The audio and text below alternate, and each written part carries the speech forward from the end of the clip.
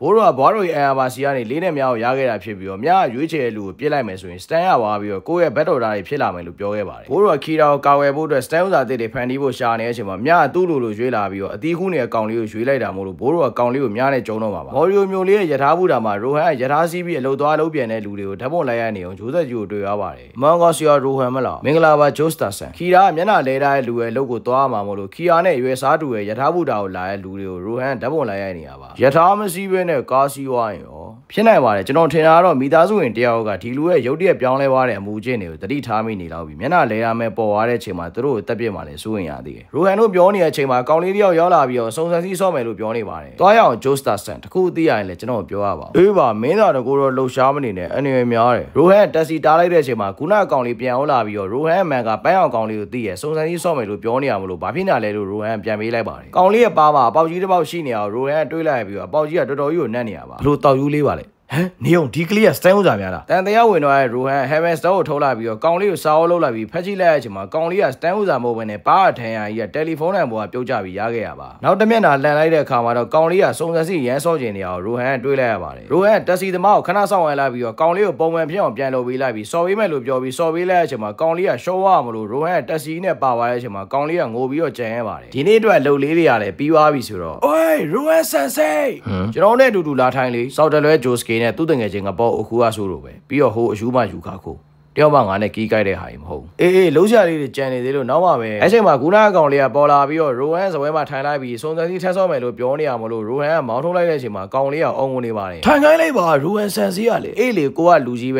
တိတ်ဆန်မင်းတို့ကောင်လည်းအကုန်မဆက်မိတိုင်းရိုဟန်ကလည်းကောင်လေးကိုစော်ပေးမယ်လို့ပြောလိုက်ပြီးတော့ထက်ဆော့လိုက်တဲ့အချိန်မှာထက်နိုင်သွားမလို့ရိုဟန်ပျော်သွားပါတယ်ဘလို့လဲစောက်ကလေးစုံစမ်းစီးနိုင်လို့ငါးဘွားမှာတစ်ခါမှဒီလောက်ထိမပျော်ဘူးဘလို့လား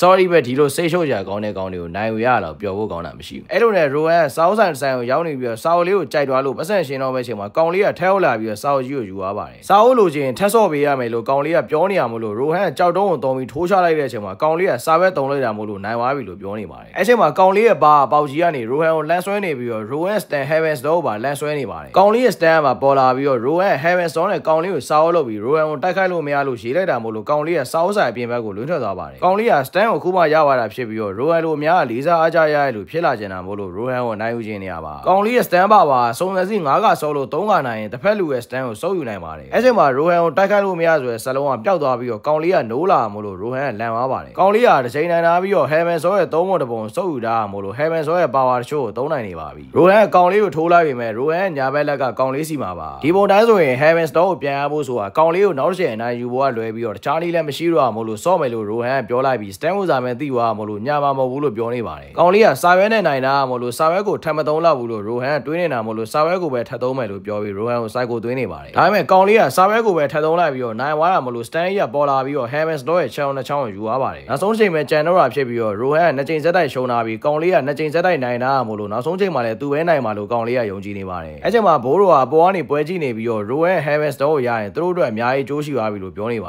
ယ်ရိုဟန်ကလည်းကြောက်တုံးနဲ့နှခါရှုံးတာမို့လို့ကြောက်တုံးကိုထပ်သုံးတော့မှာမဟုတ်တယ်လို့ကောင်လေးကလည်းစာရွက်သုံးမှာမဟုတ်ဘူးလို့စိုက်ကိုပြန်သွင်းနေပါတယ်အဲ့လိုနဲ့ရိုဟန်နဲ့ကောင်လေးတို့ကနောက်ဆုံးချိန်အတွက်ချိန်နေစောကြတဲ့အချိန်မှာနှစ်ယောက်လုံးကစာရွက်တွေဖြစ်နေပါတယ်ဒါကြောင့်မို့လို့နောက်ထပ်တစ်ချိန်ချိန်နေတွေထက်ဆော့ကြတဲ့အချိန်မှာလည်းနှစ်ယောက်လုံးကကြောက်တုံးတွေဖြစ်နေပါတယ်အဲ့ချိန်မှာဘိုးတော်ကဂျိုးဆက်ကြီးနဲ့ဂျိုးစကေတို့ရောက်လာတာကိုတွေးလိုက်ရပြီးတော့ကောင်လေးကဂျိုးဆက်ကြီးတို့ကိုလမ်းခေါ်လိုက်ပါတယ်ကောင်လေးကသူ့ရဲ့ကန်ကိုစမ်းသပ်ချင်နေတာဖြစ်ပြီးတော့ကန်ဆိုးရဆိုရင်ဂျိုးဆက်ကြီးတို့ကရောက်လာမှာပါရိုဟန်ပါလားကျွန်တော်သူ့ကိုသဘောမကျဘူးလက်ပြပြီးတော့ထွက်သွားရအောင